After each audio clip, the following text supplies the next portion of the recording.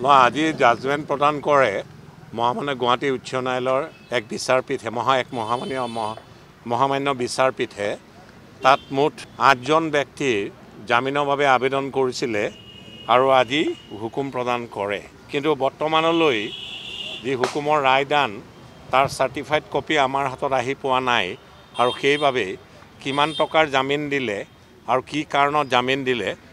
বৰ্তমানলৈ আমি অৱগত নহয় আমি ৰিপ্ৰেজেন্ট কৰিছিলো স্বপ্ননীল দাসক তেখেতক জামিনত মুকলি কৰি দিয়া হৈ গৈছে কি চৰ্তত চাৰ্টিফাইড কপি পোৱাৰ পিছতহে আপোনালোকক অৱগত কৰিব পৰা যাব আৰু 4জন ব্যক্তিক জামিনক মুকলি কৰি দিয়ে মহামান্য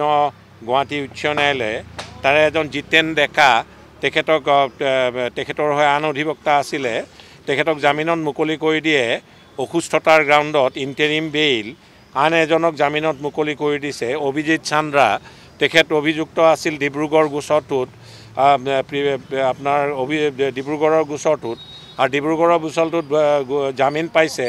বিশাল ফুকনেও আৰু তাৰ্কিক বৰা আৰু 3জনৰ জামিনৰ আবেদন নাকচ কৰিছে মহামান্য গুৱাহাটী উচ্চ ন্যায়ালয়ে তাৰে এজন আজাৰা পিএছত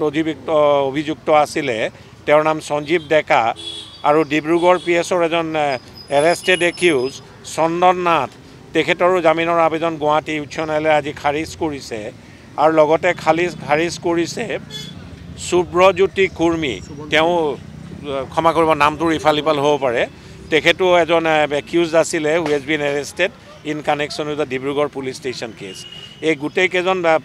3জনৰ জামিনৰ আবেদন নাকচ কৰা হৈছে 8জনৰ বাবে শুনানি গ্ৰহণ কৰিছিলে আৰু বাকী 5জন মই পুনৰবাৰ দোহানিলোঁ স্বপ্ননীল দাস যাক আমি ৰিপ্ৰেজেণ্ট কৰিছিলোঁ আৰু জিতেন ডেকা তেওঁ আজাৰা কেছত অভিযুক্ত আছিল তেওঁক ইণ্টাৰিম বেইলত মুকলি কৰি দিয়া হৈছে অসুস্থতাৰ গ্ৰাউণ্ডত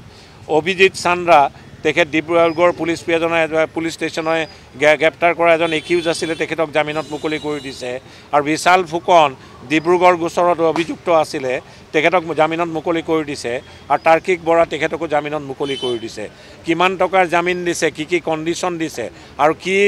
কাৰণত তেখেতক জামিন দিয়া হৈছে আৰু বাকী 3জনক কিয় জামিন অগ্ৰাহ্য কৰিছে গোচৰৰ চাৰ্টিফাইড কপি পোৱাৰ পিছতে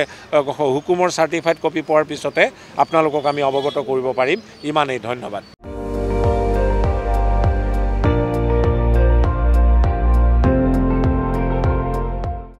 আপুনি চাই আছে ND24 সৰ্বশ্ৰেষ্ঠ নহয় সৰ্বোত্তমৰ দৌৰ